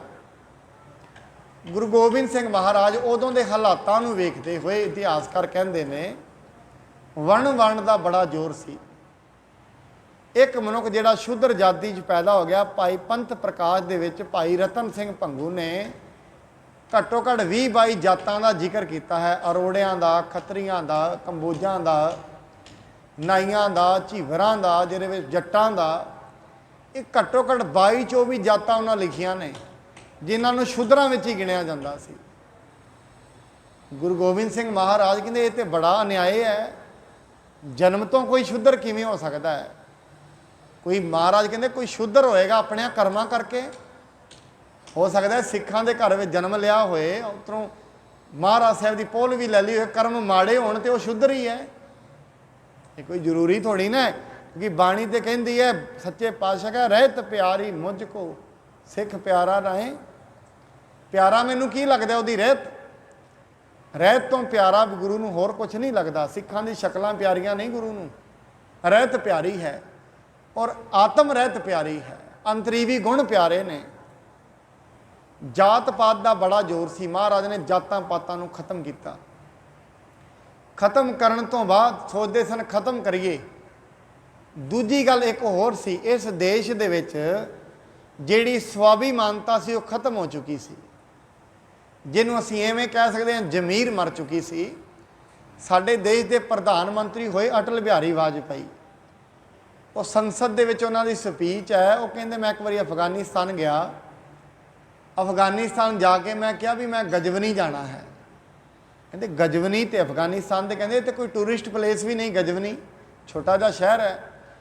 ਕਹਿੰਦੇ ਮੈਂ ਗਜਵਨੀ ਵੇਖਣਾ ਚਾਹੁੰਦਾ। ਕਿਉਂ? ਕਹਿੰਦੇ ਉੱਥੋਂ ਦਾ ਇੱਕ ਮਹਿਮੂਦ ਨਾਂ ਦਾ ਲੁਟੇਰਾ 500 ਮਨੁੱਖਾਂ ਨੂੰ ਲੈ ਕੇ ਪੂਰੇ ਭਾਰਤ ਨੂੰ ਕਾਬੂ ਵਿੱਚ ਕਰ ਗਿਆ, ਮੈਂ ਵੇਖਣਾ ਚਾਹੁੰਦਾ ਕਿੱਡੇ ਕੁ ਦਲੇਰ ਨੇ ਉੱਥੇ। ਐਸੇ ਦੇਸ਼ ਦਾ ਸਵਾਭਿਮਾਨ ਡਿੱਗਿਆ। ਚੋਰਾਂ ਨੇ ਇਸ ਦੇਸ਼ ਨੂੰ ਲੁੱਟਿਆ, ਚੋਰਾਂ ਨੇ ਦੇਸ਼ ਨੂੰ ਲੁੱਟਿਆ, ਡਾਕੂਆਂ ਨੇ ਦੇਸ਼ ਨੂੰ ਲੁੱਟਿਆ, ਯੋਧਿਆਂ ਨੇ ਨਹੀਂ ਲੁੱਟਿਆ, ਚੋਰਾਂ ਨੇ ਲੁੱਟ ਲਿਆ। ਕਾਰਨ ਕੀ ਸੀ? ਅੰਦਰੋਂ ਗੈਰਤ ਮਰ ਗਈ। ਰਾਜਾ ਅਸ਼ੋਕ ਜਿਸ ਦਿਨ ਉਹਨੇ ਆਪਣੀ ਤਲਵਾਰ ਥੱਲੇ ਰੱਖੀ, ਮਹਾਤਮਾ ਬੁੱਧ ਦਾ ਧਰਮ ਅਪਣਾਇਆ, ਆਪਣੀ ਕਿਰਪਾਨ ਥੱਲੇ ਰੱਖ ਦਿੱਤੀ ਧਰਤੀ ਤੇ। ਕੀ ਉਹਨਾਂ ਕਿਹਾ? ਅਹਿੰਸਾ ਪਰਮੋ ਧਰਮੰ, ਜੀਵ ਨਹੀਂ ਮਾਰਨੇ। ਪਰ ਉਹਦਾ ਦੇਸ਼ ਨੂੰ ਨੁਕਸਾਨ ਕੀ ਪਹੁੰਚਿਆ? ਇਹ ਦੇਸ਼ ਘੱਟੋ ਘੱਟ 800 ਸਾਲ ਗੁਲਾਮ ਰਿਹਾ। ਗੁਲਾਮੀ ਦੀਆਂ ਜੰਜੀਰਾਂ ਇਹਨੂੰ ਸਹਿਣੀਆਂ ਪਈਆਂ। ਗੁਰੂ ਗੋਬਿੰਦ ਸਿੰਘ ਮਹਾਰਾਜ ਜੀ ਨੇ ਅਖੰਡੇ ਬਾਟੇ ਦਾ ਅੰਮ੍ਰਿਤ ਛਕਾ ਕੇ ਉਹ ਜਨੂਨ ਤੇ ਉਹ ਜ਼ੋਰ ਮਨੁੱਖਾਂ ਦੇ ਵਿੱਚ ਦਬੇ ਕੁਚਲੇ ਲੋਕਾਂ ਦੇ ਵਿੱਚ ਭਰਿਆ, ਜਿਹੜੇ ਕਹਿੰਦੇ ਸੀ ਹਮ ਤੋਂ ਤੋਲਣ ਜਾਣੈ ਤਕੜੀ, ਨੰਗੀ ਕਰਦ ਕਬੂ ਨਹੀਂ ਪਕੜੀ, ਚਿੜੀ ਉਡੇ ਹਮ ਡਰ ਜਾਏ, ਦੁਸ਼ਮਣ ਸੇ ਕੈਸੇ ਲੜ ਪਾਏ। ਇੱਥੇ ਦੇ ਚਿੜੀ ਉੜਦੀ ਅਸੀਂ ਡਰ ਜਾਂਦੇ ਹਾਂ, ਨੰਗੀ ਕਰਦਾਂ ਨਹੀਂ ਕਦੇ ਪਕੜੀਆਂ, ਦੁਸ਼ਮਣਾਂ ਨਾਲ ਕਿਵੇਂ ਲੜਾਂਗੇ। ਗੈਰਤ ਨੂੰ ਮਜ਼ਬੂਤ ਕਰਨ ਵਾਸਤੇ ਗੁਰੂ ਗੋਬਿੰਦ ਸਿੰਘ ਜੀ ਚਾਹੁੰਦੇ ਸਨ ਖੰਡੇ ਬਾਟੇ ਦਾ ਅੰਮ੍ਰਿਤ ਛਕਾਇਆ ਜਾਏ। ਫਿਰ ਸਾਧ ਸੰਗਤ ਵੱਡੇ ਤੌਰ ਤੇ ਸੱਦੇ ਭੇਜੇ ਗਏ ਦੂਰ ਦੂਰ ਤਾਈਂ। ਕਹਿੰਦੇ ਇਤਿਹਾਸ ਦੱਸਦਾ 80,000 ਦਾ ਇਕੱਠ ਕੇਸਗੜ੍ਹ ਸਾਹਿਬ ਦੇ ਸਥਾਨ ਤੇ ਅਨੰਦਪੁਰ ਸਾਹਿਬ ਹੋਇਆ। ਸਵੇਰੇ ਦੀਵਾਨ ਸੱਜਿਆ, ਸਾਰਾ ਨਿਤਨੇਮ ਹੋਇਆ, ਜਿਵੇਂ ਆਪ ਬੈਠੇ ਹੋ ਐਵੇਂ ਸੰਗਤਾਂ ਬੈਠੀਆਂ ਸਨ। ਅੱਜ ਵਿਚਿੱਤਰ ਗੱਲ ਹੋਈ, ਗੁਰੂ ਗੋਬਿੰਦ ਸਿੰਘ ਮਹਾਰਾਜ ਨੇ ਮਿਆਨ ਤੋਂ ਬਾਹਰ ਤਲਵਾਰ ਕੱਢੀ, ਕਿਰਪਾਨ ਕੱਢ ਲਈ, ਨੰਗੀ ਚੰਡੀ ਲੈ ਕੇ, ਕਿਰਪਾਨ ਲੈ ਕੇ ਗੁਰੂ ਗੋਬਿੰਦ ਸਿੰਘ ਮਹਾਰਾਜ ਸਟੇਜ ਤੇ ਆਏ। ਉੱਥੋਂ ਆਵਾਜ਼ ਦਿੱਤੀ, ਗੁਰੂ ਨੂੰ ਸਿਰ ਦੀ ਲੋੜ ਹੈ, ਕੋਈ ਹੈ ਸਿੱਖ ਜਿਹੜਾ ਗੁਰੂ ਨੂੰ ਸਿਰ ਦੇਵੇ। ਸਾਧ ਸੰਗਤ ਇੱਥੋਂ ਇੱਕ ਵੇਖਣ ਦੀ ਚੀਜ਼ ਹੈ, ਗੁਰੂ ਨੇ ਦੌਲਤ ਨਹੀਂ ਮੰਗੀ, ਪੈਸਾ ਨਹੀਂ ਮੰਗਿਆ, ਘਰ ਨਹੀਂ ਮੰਗਿਆ, ਮੰਗਿਆ ਕੀ? ਸਿਰ। ਗੁਰੂ ਨੂੰ ਚਾਹੀਦਾ ਹੀ ਸਿਰ ਹੁੰਦਾ, ਬਾਕੀ ਕੰਮ ਦਾ ਹੀ ਕੁਝ ਨਹੀਂ ਉਹਦੇ। ਅਸੀਂ ਇੱਥੇ ਮੱਥਾ ਟੇਕਦੇ ਹਾਂ, ਮਤਲਬ ਗੁਰੂ ਨੂੰ ਸਿਰ ਭੇਟਾ ਕਰਦੇ ਹਾਂ। ਸਿਰ ਦਾ ਮਤਲਬ ਕੀ? ਅੱਜ ਤੋਂ ਮੇਰੀ ਹੋਮੇ ਕੁਛ ਨਹੀਂ, ਪਹਿਲਾਂ ਮਰਨ ਕਬੂਲ, ਜੀਵਨ ਕੀ ਛੱਡ ਆਸ। ਜੀਵਨ ਦੀ ਮਤਲਬ ਆਪਣੇ ਅਨੁਸਾਰ ਜੀਣ ਦੀ ਆਸ ਛੱਡ ਦੇ। ਜੇ ਐਸੀ ਜ਼ਿੰਦਗੀ ਚਾਹੁੰਦਾ ਹੈ, ਜੇ ਪ੍ਰੇਮ ਚਾਹੁੰਦਾ ਹੈ ਅੰਦਰ, ਆਪਣੇ ਆਪਾ ਤਿਆਗ ਕਰ ਦੇ, ਫਿਰ ਆਪਣੇ ਹਿਰਦੇ ਨੂੰ ਨਿਰਮਲ ਕਰਕੇ ਸਾਫ਼ ਕਰਕੇ ਲੈ ਕੇ ਆ। ਫਿਰ ਇਹਦੇ ਵਿੱਚ ਗੁਰੂ ਕੁਝ ਪਾ ਸਕਦਾ, ਵੈਸੇ ਨਹੀਂ ਪੈਣਾ। ਜਿਹੜੇ ਭਾਂਡੇ ਪਹਿਲਾਂ ਹੀ ਭਰੇ ਹੁੰਦੇ ਨੇ ਉਹਨਾਂ ਵਿੱਚ ਕੁਝ ਨਹੀਂ ਪੈਂਦਾ ਸਾਧ ਸੰਗਤ। ਜਿਹੜੇ ਪਹਿਲਾਂ ਹੀ ਹੰਕਾਰ ਹਉਮੈ ਤੇ ਤ੍ਰਿਸ਼ਨਾ ਨਾਲ ਭਰੇ ਨੇ, ਆਪਣਿਆਂ ਵਿਚਾਰਾਂ ਨਾਲ ਭਰੇ ਨੇ, ਉਹਨਾਂ ਮਨਾਂ ਦੇ ਵਿੱਚ ਗੁਰਬਾਣੀ ਨਹੀਂ ਟਿਕ ਸਕਦੀ। ਵਸਤੂ ਅੰਦਰ ਵਸਤ ਸਮਾਵੈ, ਦੂਜੀ ਹੋਵੇ ਪਾਸ। ਕਦੇ ਵੇਖਣਾ ਪਹਾੜਾਂ ਤੇ ਕਦੀ ਕਿਸੇ ਨੇ ਪਾਣੀ ਟਿਕਿਆ ਵੇਖਿਆ? ਨਹੀਂ ਟਿਕਦਾ। ਜਿਹੜੇ ਮਨੁੱਖ ਮਨੀ ਹੰਕਾਰੀ ਹੋ ਜਾਂਦੇ ਨੇ ਉਹਨਾਂ ਅੰਦਰ ਰੱਬ ਦਾ ਜਸ ਨਹੀਂ ਟਿਕੇਗਾ। ਰੱਬ ਦੀ ਬੰਦਗੀ ਉੱਥੇ ਨਹੀਂ ਟਿਕਦੀ, ਰੱਬ ਦੀ ਵਿਚਾਰ ਉੱਥੇ ਨਹੀਂ ਟਿਕੇਗੀ। ਉਹਨਾਂ ਨੂੰ ਰੱਬ ਦੀ ਵਿਚਾਰ ਚੰਗੀ ਵੀ ਨਹੀਂ ਲੱਗਦੀ। ਗੁਰੂ ਗੋਬਿੰਦ ਸਿੰਘ ਮਹਾਰਾਜ ਖੜੇ ਹੋਏ, ਮੰਗਿਆ ਸਿਰ, ਸਾਰਾ ਸ਼ਾਂਤੀ ਵਰਤ ਗਈ, ਕਿਤੇ ਰੋਲਾ ਪੈ ਰਿਹਾ, ਚੁੱਪ ਹੋ ਗਏ ਸਾਰੇ। ਮੈਂ ਉਸ ਦਿਨ ਵੀ ਬੇਨਤੀ ਕੀਤੀ, ਸਾਧ ਸੰਗਤ ਉੱਤੋਂ ਸਾਰੇ ਕਹਿ ਦਿੰਦੇ ਸਭ ਕੁਝ ਰੱਬ ਦਾ ਹੈ।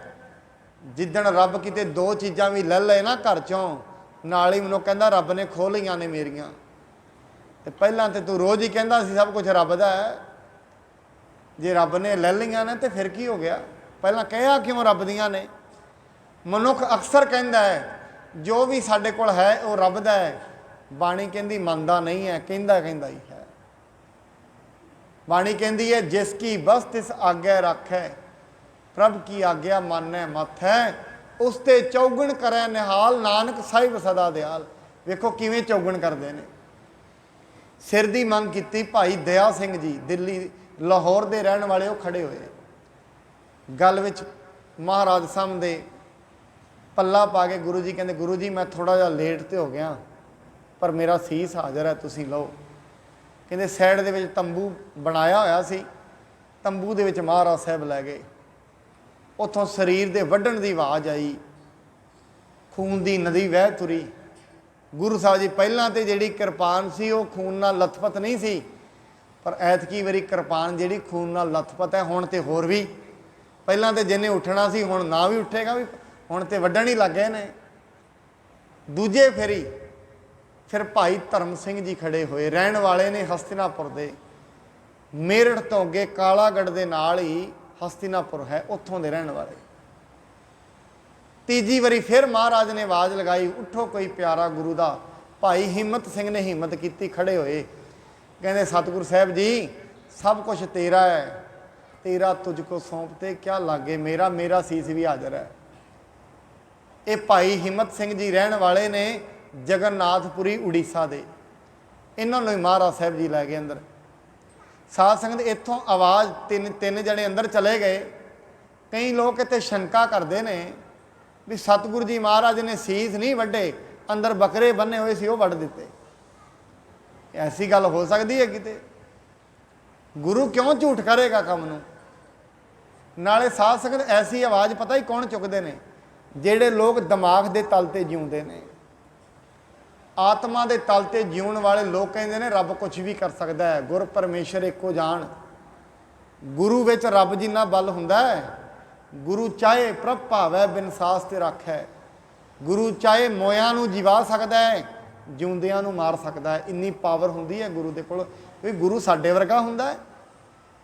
ਅਸੀਂ ਤੇ ਗੁਰੂ ਨੂੰ ਗਿਆਨ ਦਾ ਦਾਤਾ ਸਮਝ ਲਿਆ। ਗਿਆਨ ਤੇ ਫਿਲੋਸਫਰ ਬੜਾ ਦਿੰਦੇ ਨੇ। ਦੁਨੀਆ ਦਾ ਸੁਕਰਾਤ ਵਰਗੇ ਫਿਲੋਸਫਰ ਹੋਏ ਨੇ, ਉਹਨਾਂ ਕੋਲ ਗਿਆਨ ਦੀਆਂ ਪੰਡਾਂ ਭਰੀਆਂ ਪਈਆਂ ਨੇ। ਗਿਆਨੀ ਤੇ ਇੱਕ ਪੰਡਿਤ ਬੜਾ ਹੁੰਦਾ, ਪੜ੍ਹ ਲੈਂਦਾ ਹੈ, ਵਿਦਵਾਨ ਬੜਾ ਹੁੰਦਾ ਹੈ। ਪ੍ਰੋਫੈਸਰ ਬੈਠੇ ਨੇ ਯੂਨੀਵਰਸਿਟੀਆਂ ਵਿੱਚ, ਗਿਆਨ ਦੀਆਂ ਪੰਡਾਂ ਭਰੀਆਂ ਬੈਠੇ ਨੇ। ਕਿ ਉਹਨਾਂ ਵਿੱਚ ਉਹ ਗੁਰੂ ਵਰਗੀ ਸ਼ਕਤੀ ਹੈਗੀ ਹੈ? ਨਹੀਂ ਸਾਧ ਸੰਗਤ, ਗੁਰੂ ਉਹ ਨਹੀਂ ਹੁੰਦਾ। ਗੁਰੂ ਕੁਛ ਵੀ ਕਰ ਸਕਦਾ ਹੈ। ਪਰ ਮੈਂ ਬੜੀ ਵਾਰੀ ਕਹਿੰਦਾ, ਦੁਨੀਆ ਦੀ ਬੜੀ ਵੱਡੀ ਕੌਮ ਹੈ, ਬੜਾ ਡਿਵੈਲਪ ਮੁਲਕ ਹੈ ਇਜ਼ਰਾਈਲ। ਦੁਨੀਆ ਦੇ ਵਿੱਚ 900 ਨੋਬਲ ਪ੍ਰਾਈਜ਼ ਵੰਡੇ ਗਏ ਨੇ। 350 ਨੋਬਲ ਪ੍ਰਾਈਜ਼ ਇਕੱਲੇ ਇਜ਼ਰਾਈਲ ਨੇ ਲਏ ਨੇ ਪੜ੍ਹਾਈ ਲਿਖਾਈ 'ਚ। ਈਸਾਈ ਜਗਤ ਹੈ ਪੂਰੇ ਦੇਸ਼ ਦੇ ਵਿੱਚ, ਪੂਰੇ ਵਿਸ਼ਵ ਦੇ ਵਿੱਚ, ਜੇ ਪੜ੍ਹਿਆਂ ਲਿਖਿਆਂ ਦੀ ਗਿਣਤੀ ਆਉਂਦੀ ਹੈ ਤੇ ਈਸਾਈਆਂ ਦੀ ਆਉਂਦੀ ਹੈ। ਜਿੰਨੇ ਸਾਇੰਟਿਸਟ ਹੋਏ ਨੇ ਉਹਨਾਂ ਵਿੱਚੋਂ ਹੀ ਹੋਏ ਨੇ। ਪਰ ਯਾਦ ਰੱਖਣਾ, ਬਾਈਬਲ ਸਾਰੀ ਦੀ ਸਾਰੀ ਕਹਾਣੀਆਂ ਨਾਲ ਹੀ ਭਰੀ ਹੋਈ ਹੈ। ਬਾਈਬਲ ਦੇ ਵਿੱਚ ਬਾਰ-ਬਾਰ ਈਸਾ ਮਸੀਹ ਜੀ ਦੀ ਇੱਕ ਹੀ ਗੱਲ ਆਉਂਦੀ ਹੈ ਕਿ ਉਹਨਾਂ ਅੰਦਰ ਹੀਲਿੰਗ ਪਾਵਰ ਸੀ। ਉਹ ਕਿਸੇ ਨੂੰ ਵੀ ਹੱਥ ਲਾਉਂਦੇ ਸੀ, ਉਹਦਾ ਦੁੱਖ ਖਿੱਚ ਲੈਂਦੇ ਸੀ। ਉਹਨਾਂ ਨੂੰ ਹੀਲਿੰਗ ਮੈਨ ਵੀ ਕਿਹਾ ਜਾਂਦਾ ਹੈ। ਇੱਡੇ ਪੜ੍ਹੇ ਲਿਖੇ ਮਨੁੱਖ, ਉਹਨਾਂ ਆਪਣੇ ਪੈਗੰਬਰ 'ਤੇ ਕਦੀ ਸ਼ੱਕ ਨਹੀਂ ਕੀਤਾ। ਇੱਥੇ ਉਹ ਲੋਕ ਜਿਨ੍ਹਾਂ ਕਦੇ ਸਕੂਲ ਤੇ ਕਾਲਜਾਂ ਦਾ ਮੂੰਹ ਨਾ ਨਹੀਂ ਨਾ ਵੇਖਿਆ, ਉਹ ਲੋਕ ਗੁਰੂ ਦੀ ਕਰਨੀ ਤੇ ਸ਼ੱਕ ਕਰਦੇ ਨੇ। ਆਪਣੇ ਅੱਗੇ ਲਗਾਈ ਬੈਠੇ ਨੇ ਪ੍ਰੋਫੈਸਰ, ਪੜ੍ਹੇ ਕਦੀ ਨਹੀਂ, 12ਵੀਂ ਫੇਲ ਨੇ ਤੇ ਅੱਗੇ ਲਿਖਵਾਇਆ ਪ੍ਰੋਫੈਸਰ। ਜਿਨ੍ਹਾਂ ਨੇ ਕਦੀ ਸਕੂਲਾਂ ਫਿਲੋਸਫੀ ਦੀ ਗੱਲ ਪੜ੍ਹੀ ਨਹੀਂ, ਦਰਸ਼ਨ ਸ਼ਾਸਤਰ ਨੂੰ ਕਦੇ ਜਾਣਿਆ ਨਹੀਂ, ਉਹ ਗੁਰੂ ਦੀ ਕਰਨੀਆਂ ਤੇ ਸ਼ੱਕ ਕਰਦੇ ਫਿਰਦੇ ਨੇ। ਕਾਰਨ ਕੀ ਹੈ? ਸਿਰਫ 4 ਕਿਤਾਬਾਂ ਪੜ੍ਹ ਕੇ ਦਿਮਾਗ ਦੀ ਕਸਰਤ ਕੀਤੀ ਹੈ, ਗੱਲ ਹੋਰ ਕੀਤੀ ਕੁਝ ਨਹੀਂ। ਨਾਮ ਬਾਣੀ ਕਦੇ ਜਪਿਆ ਨਹੀਂ, ਅੰਦਰ ਸ਼ਕਤੀ ਆਈ ਨਹੀਂ। ਇਸ ਕਰਕੇ ਗੁਰੂ ਐਸਾ ਨਹੀਂ ਕਰ ਸਕਦਾ। ਗੁਰੂ ਜੋ ਕਰਦਾ ਹੈ ਸ਼ਰੇਆਮ ਕਰਦਾ ਹੈ। ਗੁਰੂ ਜਿਵਾ ਸਕਦਾ ਹੈ, ਸਿਰ ਲਾ ਵੀ ਸਕਦਾ ਹੈ, ਸਿਰ ਜੋੜ ਵੀ ਸਕਦਾ ਹੈ। ਇਹ ਗੁਰੂ ਦੀ ਸ਼ਕਤੀ ਹੁੰਦੀ ਹੈ। ਚੌਥੀ ਆਵਾਜ਼ ਤੇ ਉਦੋਂ ਵੀ ਐਸੇ ਹੈਗੇ ਸੀ ਜਿਹੜੇ ਅੱਜ ਆਵਾਜ਼ ਚੁੱਕਦੇ ਨੇ ਨਾ, ਉਦੋਂ ਵੀ ਇਹਨਾਂ ਦੇ ਭਰਾ ਹੈਗੇ ਸੀ। ਉਹਨਾਂ ਜਾ ਕੇ ਮਾਤਾ ਗੁਜਰੀ ਨੂੰ ਕਿਹਾ, ਮਾਤਾ ਤੇਰੇ ਪੁੱਤ ਨੂੰ ਕੀ ਹੋ ਗਿਆ? ਪਹਿਲਾਂ ਤੇ ਰਣਜੀਤ ਨਗਾਰਾ ਬਣਾਇਆ, ਕੇਸਗੜ੍ਹ ਸਾਹਿਬ ਦੇ ਕਿਲੇ ਬਣਾਏ, ਹੁਣ ਸਿੱਖਾਂ ਦੇ ਸਿਰ ਲਾਈ ਜਾਂਦਾ ਹੈ। ਵੇਖ ਤੇਰੇ ਪੁੱਤਰ ਨੂੰ ਕੀ ਹੋ ਗਿਆ, ਜਾ ਕੇ ਵੇਖ। ਉਦੋਂ ਵੀ ਐਸੇ ਹੈਗੇ ਸੀ ਸਾਧ ਸੰਗਤ। ਚੌਥੀ ਆਵਾਜ਼ ਮਹਾਰਾਜ ਨੇ ਮਾਰੀ। ਚੌਥੀ ਆਵਾਜ਼ ਤੋਂ ਦੁਆਰਕਾ ਦੇ, ਗੁਜਰਾਤ ਦੇ ਰਹਿਣ ਵਾਲੇ ਭਾਈ ਮੋਹਕਮ ਚੰਦ ਜੀ ਉਹ ਉੱਠੇ। ਪੰਜਵੀਂ ਆਵਾਜ਼ ਤੇ ਭਾਈ ਸਾਹਿਬ ਚੰਦ ਜੀ ਬਿਦਰ ਦੇ ਰਹਿਣ ਵਾਲੇ ਆਂਧਰਾ ਪ੍ਰਦੇਸ਼ ਦੇ ਉਹ ਉੱਠੇ। 5 ਵਾਰੀ 5 ਸਿੱਖਾਂ ਨੇ ਆਪਣਾ ਸੀਸ ਦਿੱਤਾ। ਔਰ ਸਾਧ ਸੰਗਤ ਗੁਰੂ ਸਾਹਿਬ ਜੀ ਫਿਰ ਉਹਨਾਂ ਸਾਰਿਆਂ ਨੂੰ ਤੰਬੂ ਦੇ ਵਿੱਚੋਂ ਬਾਹਰ ਲਿਆਏ, ਨਵੇਂ ਵਸਤਰ ਪਵਾ ਕੇ। ਸਤਿਗੁਰੂ ਮਹਾਰਾਜ ਨੇ ਸਤਲੁਜ ਦਾ ਜਲ ਮੰਗਾਇਆ। ਮਾਤਾ ਸਾਹਿਬ ਦੇਵਾਂ ਜੀ ਨੇ ਵਿੱਚ ਪਤਾਸੇ ਪਾਏ। ਸਤਿਗੁਰੂ ਜੀ ਮਹਾਰਾਜ ਨੇ 5 ਬਾਣੀਆਂ ਪੜ੍ਹ ਕੇ, 5 ਬਾਣੀਆਂ ਤੋਂ ਬਾਅਦ ਪਾਵਨ ਖੰਡੇ ਬਾਟੇ ਦਾ ਅੰਮ੍ਰਿਤ ਤਿਆਰ ਕੀਤਾ, ਪੌਲ ਤਿਆਰ ਕੀਤੀ ਔਰ ਇਹ ਸਾਰੀ ਸੰਗਤ ਨੂੰ ਛਕਾਈ। ਉਸ ਦਿਨ 20,000 ਪ੍ਰਾਣੀਆਂ ਨੇ ਖੰਡੇ ਬਾਟੇ ਦਾ ਅੰਮ੍ਰਿਤ ਛਕਿਆ।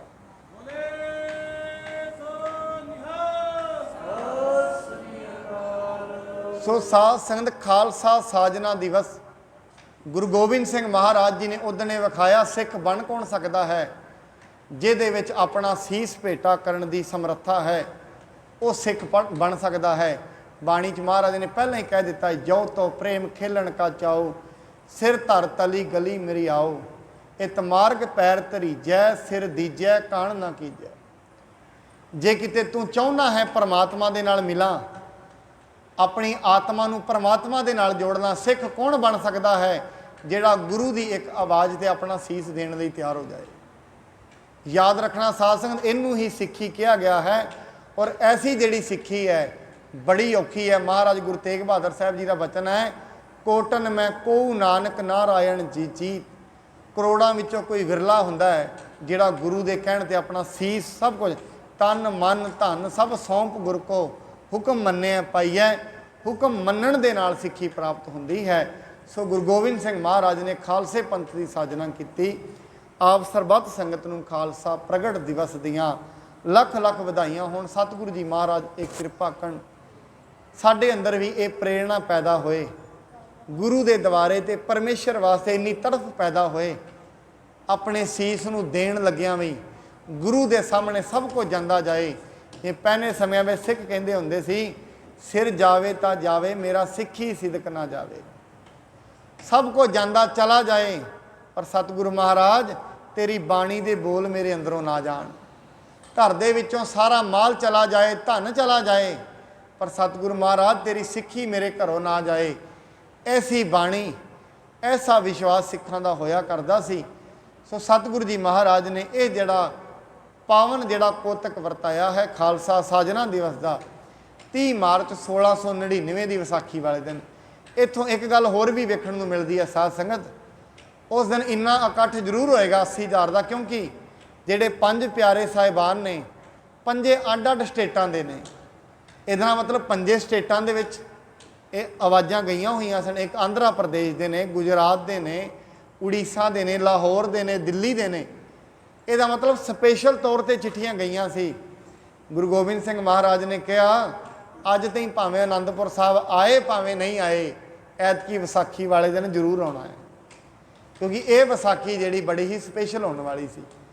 ਸੋ ਸਤਿਗੁਰੂ ਜੀ ਮਹਾਰਾਜ ਨੇ ਖਾਲਸੇ ਪੰਥ ਦੀ ਸਾਜਨਾ ਕੀਤੀ। ਸਤਿਗੁਰੂ ਜੀ ਮਹਾਰਾਜ ਇੱਧਰ ਗੁਰੂ ਅਰਜਨ ਸਾਹਿਬ ਜੀ ਮਹਾਰਾਜ, ਜਿਹੜੇ ਵੀ ਸਿੱਖ ਗੁਰੂ ਜੀ ਦੇ ਕੋਲ ਆਉਂਦੇ ਨੇ, ਗੁਰੂ ਅਰਜਨ ਸਾਹਿਬ ਜੀ ਮਹਾਰਾਜ ਉਹਨਾਂ ਦੀਆਂ ਮਨੋਕਾਮਨਾਵਾਂ ਸੰਪੂਰਨ ਕਰਦੇ ਹਨ। ਮੰਝ ਪਿਰਾਣਾ ਸਿੱਖੀ ਪੋਤਾ, ਕਰਹਿ ਕਾਰ ਔਰ ਆਨੰਦ ਉਦੋਤਾ। ਸਿੱਖੀ ਦੇ ਥੰਮ ਨੇ ਭਾਈ ਮੰਝ ਜੀ, ਭਾਈ ਪਿਰਾਣਾ ਜੀ।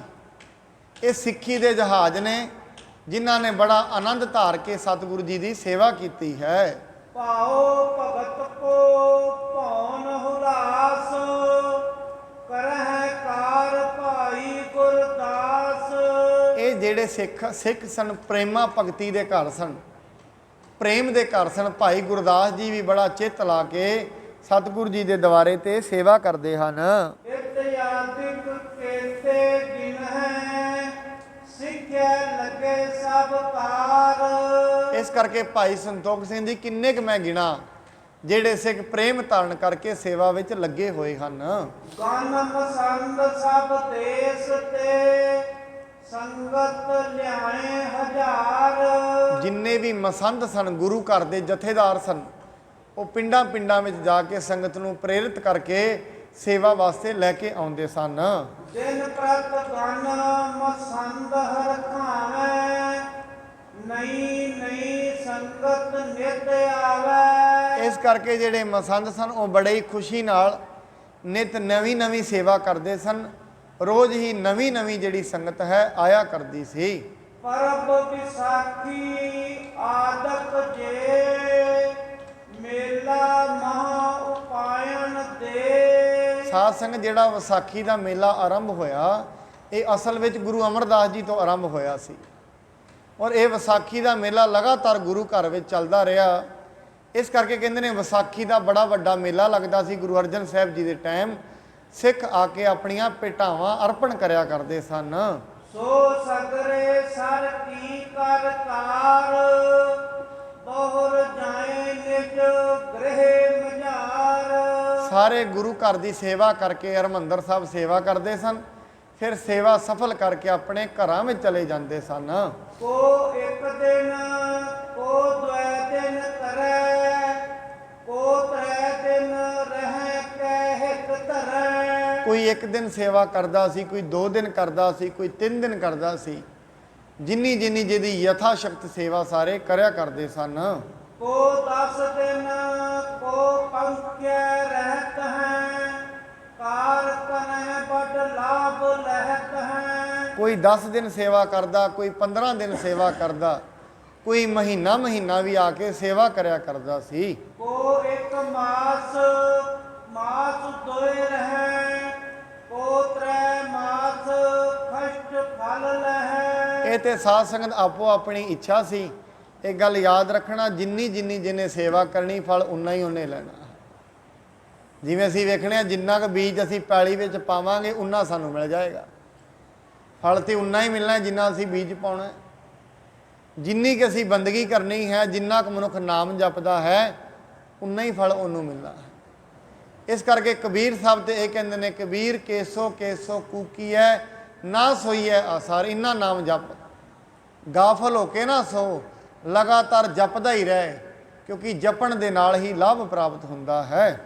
ਜਿਸ ਕੋ ਹੋਏ ਕਾਮਨਾ ਆਵੇ ਤੀਰਥ ਕਾਰ ਕਰੈ ਚਿਤ ਲਾਵੇ। ਸਾਧ ਸੰਗਤ ਇੱਕ ਹੋਰ ਵੀ ਗੱਲ ਹੈ, ਮਨੁੱਖ ਨੂੰ ਦੁਨਿਆਵੀ ਤੌਰ ਤੇ ਪਦਾਰਥਾਂ ਦੀ ਕਦਰ ਤੇ ਕੀਮਤ ਪਤਾ ਹੈ।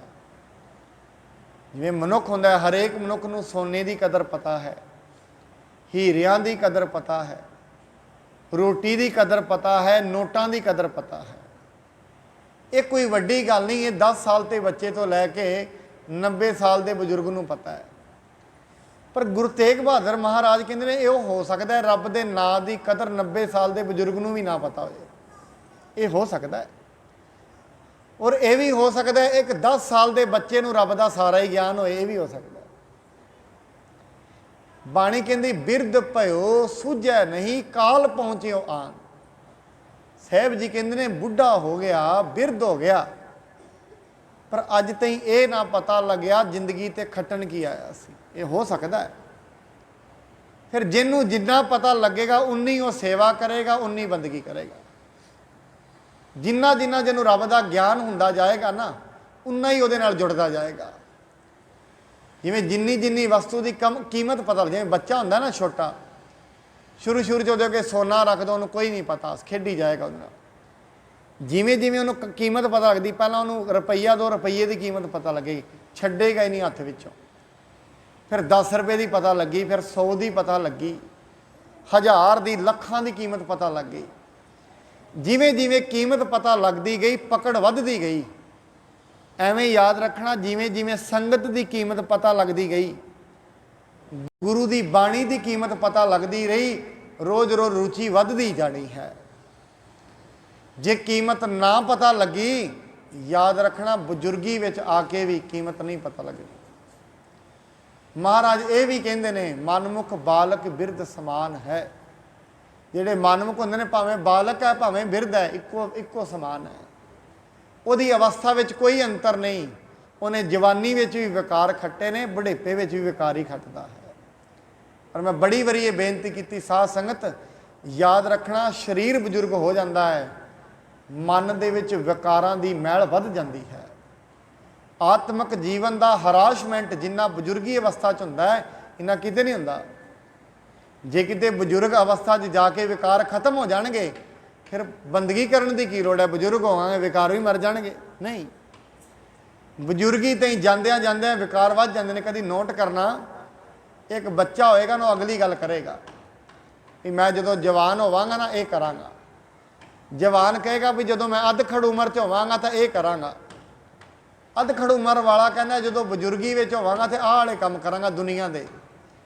ਜਦੋਂ ਬਜ਼ੁਰਗ ਹੋ ਜਾਂਦਾ ਨਾ, ਫਿਰ ਪਿੱਛੇ ਦੀ ਗੱਲ ਕਰਦਾ, ਅਸੀਂ ਆਹ ਕੀਤਾ, ਪਾਸਟ ਵਿੱਚ ਚੱਲ ਪੈਂਦਾ, ਅੱਗੇ ਕਿਉਂ ਨਹੀਂ ਚੱਲਦਾ? ਹੁਣ ਅੱਗੋਂ ਨੇੜਾ ਆਇਆ, ਪਿੱਛਾ ਰਿਹਾ, ਅੱਗੇ ਗੱਲ ਕੀ ਕਰੇ? ਹੁਣ ਅੱਗੇ ਤੇ ਹੁਣ ਸਿੱਧਾ ਖਾਈ ਵਿਖਦੀ, ਅਗਲੀ ਗੱਲ ਹੋ ਹੀ ਨਹੀਂ ਸਕਦੀ। ਇਸ ਕਰਕੇ ਸਤਿਗੁਰੂ ਜੀ ਮਹਾਰਾਜ ਇਹ ਗੱਲ ਕਹਿੰਦੇ ਨੇ, ਕਹਿੰਦੇ ਮਨੁੱਖਾ ਰੱਬ ਦੇ ਗਿਆਨ ਦੀ ਕਦਰ, ਪਰਮੇਸ਼ਰ ਦੀ ਕਦਰ ਇਹ ਹੋ ਸਕਦਾ ਜਿਵੇਂ ਸੁਕਰਾਤ ਕਹਿੰਦਾ ਹੈ, ਇੱਕੋ ਹੀ ਪਤਾ ਨਹੀਂ ਲੱਗਦਾ ਸਿਆਣਪ ਦੀ ਚੀਜ਼ ਬਜ਼ੁਰਗੀ ਵਿੱਚ ਜ਼ਿਆਦਾ ਹੁੰਦੀ ਹੈ ਕਿ ਬਚਪਨ ਵਿੱਚ। ਕਹਿੰਦੇ ਸੁਕਰਾਤ ਕਹਿੰਦਾ ਹੈ, ਇੱਕ ਵਾਰ ਮੈਂ ਦੂਜੇ ਸ਼ਹਿਰ ਵਿੱਚ ਚਲਾ ਗਿਆ। ਸ਼ਹਿਰ ਵਿੱਚ ਮੈਂ ਜਾਂਦਿਆਂ ਬੜਾ ਪਰੇਸ਼ਾਨ ਸੀ। ਰੁਪਈਆ 1 ਸੀ, ਨਾਲ ਮੇਰੇ ਕੋਲ ਮੁਰਗੀ ਹੈ, ਨਾਲ ਇਹ ਗਧਾ ਹੈ, ਨਾਲ ਮੈਂ ਆਪ ਹਾਂ। ਜੇ ਮੈਂ ਰੋਟੀ ਖਾ ਲਾਂ, ਮੈਂ ਜਾਨਵਰ ਭੁੱਖੇ ਮਰ ਜਾਣਗੇ। ਕਹਿੰਦੇ ਕਿ ਬੱਚੇ ਨੇ ਮੇਰਾ ਚਿਹਰਾ ਪੜ੍ਹਿਆ। ਬੱਚਾ ਕਹਿੰਦਾ ਵੀ ਵੇਖਣ ਤੋਂ ਸਿਆਣੇ ਲੱਗਦੇ ਹੋ, ਚਿੰਤਾ ਕਿਉਂ ਕਰਦੇ ਹੋ? ਕਹਿੰਦੇ ਚਿੰਤਾ ਇਸ ਗੱਲ ਦੀ ਹੈ ਵੀ ਮੇਰੇ ਕੋਲ ਰੁਪਈਆ 1 ਹੈ, ਜੇ ਮੈਂ ਰੋਟੀ ਖਾ ਲਈ ਤੇ ਇਹ ਕੁੱਕੜ ਹੈ, ਨਾਲ ਇਹ ਭੁੱਖਾ ਮਰ ਜਾਏਗਾ। ਜੇ ਇਹਨੂੰ ਨਾ ਦਿੱਤੀ ਤੇ ਇਹ ਗਧਾ ਹੈ, ਇਹ ਭੁੱਖਾ ਮਰ ਜਾਏਗਾ, ਨਹੀਂ ਮੈਂ ਮਰ ਜਾਵਾਂਗਾ। ਕਹਿੰਦਾ ਹੱਸਣ ਲੱਗ ਪਿਆ। ਕਹਿੰਦੇ ਕਮਾਲ ਹੋ ਗਈ। ਕਹਿੰਦੇ ਜਿਹੜੇ ਸ਼ਹਿਰ 'ਚ ਤੁਸੀਂ ਖਲੋਤੇ ਹੋ, 1 ਰੁਪਏ ਦੇ ਪਤਾ ਨਹੀਂ ਕਿੰਨੇ ਸਾਰੇ ਮਤੀਰੇ ਆ ਜਾਣੇ ਨੇ। ਤੁਸੀਂ ਮਤੀਰੇ ਆਪ ਖਾਣੇ ਨੇ, ਛਿਲੜਾ ਗਧੇ ਨੂੰ ਪਾਉਣੀਆਂ ਨੇ, ਬੀਜ ਕੁੱਕੜ ਨੂੰ ਪਾ ਦੇਣੇ, ਤਿੰਨੇ ਹੀ ਰੱਜ ਜਾਓਗੇ। ਸੁਕਰਾਤ ਆਪਣੀ ਕਿਤਾਬ 'ਚ ਲਿਖਦਾ, ਮੈਂ ਉਦਣ ਸਮਝਿਆ ਮਨਾ, ਸਮਝਦਾਰੀ ਦੀ ਕੋਈ ਉਮਰ ਨਹੀਂ ਹੁੰਦੀ। ਸਮਝਦਾਰੀ ਹੈ, ਹੋ ਸਕਦਾ ਬਚਪਨ ਵਿੱਚ ਹੀ ਬੜੀ ਜ਼ਿਆਦਾ ਹੋ ਜਾਏ, ਔਰ ਮੂਰਖਤਾ ਕਰਨ ਦੀ ਵੀ ਕੋਈ ਉਮਰ ਨਹੀਂ ਹੁੰਦੀ। ਹੋ ਸਕਦਾ ਹੈ ਬਜ਼ੁਰਗੀ ਅਵਸਥਾ ਵਿੱਚ ਮੂਰਖਤਾਪੂਰਨ ਕਾਰਿਆ ਮਨੁੱਖ ਕਰ ਜਾਏ। ਇਸ ਕਰਕੇ ਸਤਿਗੁਰੂ ਜੀ ਮਹਾਰਾਜ ਕਹਿੰਦੇ ਨੇ, ਜਿੰਨੀ ਜਿੰਨੀ ਜਿਹਦੀ ਅਵਸਥਾ ਹੈ, ਉਨੀ ਜਿੰਨੀ ਉਹਨੂੰ ਕੀਮਤ ਪਤਾ ਹੈ, ਉਨੀ ਹੀ ਗੁਰੂ ਘਰ ਦੇ ਵਿੱਚ ਮਨੁੱਖ ਸੇਵਾ ਕਰਦਾ ਹੈ। ਸੋ ਆਪਣੀ ਪੂਰਨ ਕਰ ਲੇਤ, ਸਦਾ ਬਰਤ ਕੀਨਸ ਗੁਰ ਦੇਤ। ਜਿੰਨੀ ਵੀ ਜਿਹਦੀ ਕਾਮਨਾ ਹੁੰਦੀ ਹੈ, ਉਹ ਗੁਰੂ ਸਾਹਿਬ ਜੀ ਦੇ ਕੋਲ ਪੂਰੀ ਕਰ ਲੈਂਦੇ ਹਨ। ਸਭਨਾਂ ਦੀਆਂ ਕਾਮਨਾ ਸਤਿਗੁਰੂ ਜੀ ਪੂਰੀਆਂ ਕਰਦੇ ਹਨ। ਇੱਥੋਂ ਤੀਂ ਦੀ ਕਥਾ ਅੱਜ ਸਰਵਣ ਕਰਾਂਗੇ।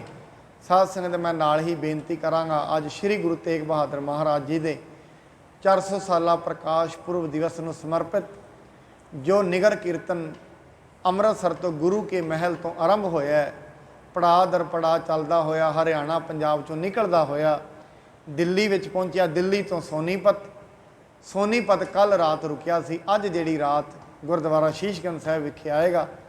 ਨਗਰ ਕੀਰਤਨ ਗਰੋਂਡੇ ਕਰਨਾਲ ਤੋਂ ਪਹੁੰਚ ਚੁੱਕਾ ਹੈ। ਥੋੜ੍ਹੀ ਦੇਰ ਵਿੱਚ ਨਗਰ ਕੀਰਤਨ ਇੱਥੇ ਪਹੁੰਚ ਜਾਏਗਾ, ਜਿਸ ਨਗਰ ਕੀਰਤਨ ਦੇ ਨਾਲ ਗੁਰੂ ਗੋਬਿੰਦ ਸਿੰਘ ਮਹਾਰਾਜ ਦੀਆਂ, ਗੁਰੂ ਤੇਗ ਬਹਾਦਰ ਮਹਾਰਾਜ ਦੀਆਂ ਪਾਵਨ ਇਤਿਹਾਸਕ ਨਿਸ਼ਾਨੀਆਂ ਦੀ ਬੱਸ ਵੀ ਨਾਲ ਹੈ। ਆਪ ਜੀ ਨੇ ਉਹ ਵੀ ਦਰਸ਼ਨ ਕਰਕੇ ਆਪਣੇ ਜੀਵਨ ਨੂੰ ਸਫਲ ਕਰਨਾ ਜੀ। ਘੰਟੇ ਡੇਢ ਤੇ ਨਗਰ ਕੀਰਤਨ ਹੈ ਜਿਹੜਾ ਗੁਰਦੁਆਰਾ ਸ਼ੀਸ਼ਗੰਜ ਸਾਹਿਬ ਪਹੁੰਚੇਗਾ। ਆਪ ਜੀ ਨੇ ਦਰਸ਼ਨ ਦੀਦਾਰੇ ਕਰਨੇ। ਗੁਰੂ ਸਾਹਿਬ ਕਿਰਪਾ ਕਰਨ, ਆਪ ਸਭ ਦੀਆਂ ਮਨੋਕਾਮਨਾਵਾਂ ਸੰਪੂਰਨ ਕਰਨ। ਇੰਨੀਆਂ ਬੇਨਤੀਆਂ ਪ੍ਰਵਾਨ ਹੋਈ ਭੁੱਲ